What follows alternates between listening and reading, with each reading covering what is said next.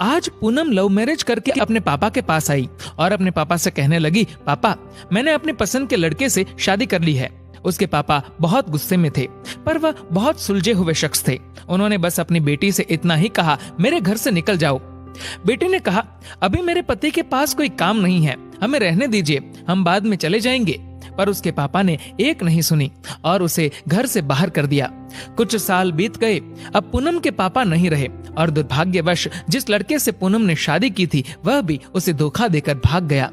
पूनम की एक लड़की और एक लड़का था।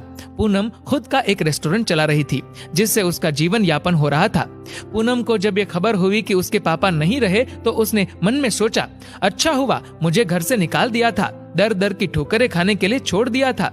मेरे पति के छोड़ जाने के बाद भी मुझे घर नहीं बुलाया। मैं तो नहीं जाऊंगी उनकी अंतिम यात्रा में। पर उसके ताऊजी ने कहा कि पूनम हो आओ, जाने वाला शख्स तो चला गया, अब उनसे दुश्मनी कैसी। पूनम ने पहले हाँ ना किया, फिर सोचा चलो हो आती हूँ, देखूं तो जिन्होंने मुझे ठुकराया वह मरने के बाद कैसे सुकून पाते हैं। पूनम जब अपने पापा के घर आई तो सब उनकी अंतिम यात्रा की तैयारी कर रहे थे, पर पूनम को उनके मरने का कोई दुख नहीं था। बस वह अपने ताऊजी के कहने पर आई थी। अब पूनम के पापा की अंतिम यात्रा शुरू हुई। सब रो रहे थे, पर पूनम दूर खड़ी हुई थी। जैसे तैसे सब कार्यक्रम निपट गए। आज पूनम के पापा की 13वीं थी। उसके ताऊजी आए और पूनम के हाथों में एक खत देते हुए उन्होंने पूनम से कहा, ये तुम्हारे पापा ने तुम्हें दिया है, हो सके तो इसे एक बार जरूर पढ़ लेना। रात हो चुकी थी और सारे मेहमान जा चुके थे।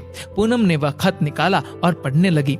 उस खत में सबसे पहले लिखा था, मेरी प्यारी गुड़िया, मुझे मालूम है कि तुम मुझसे नाराज हो, पर अपने पापा को माफ कर देना।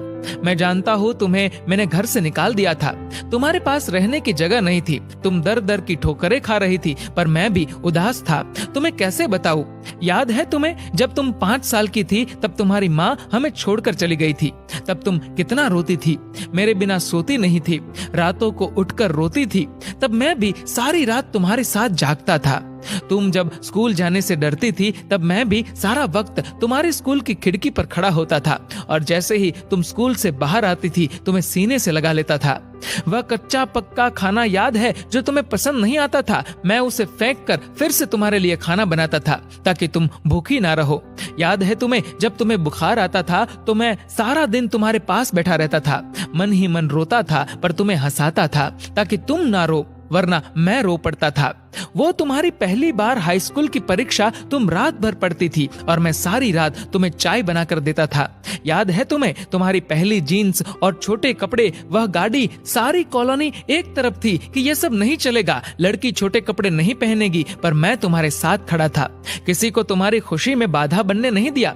तुम्हारा वह रातों को देर से घर आना, डिस्को जाना, लड़कों के साथ घूमना, इन सब बातों को कभी मैंने गौर नहीं किया, क्योंकि तुम जिस उम्र में थी उस उम्र में ये सब थोड़ा बहुत होता है।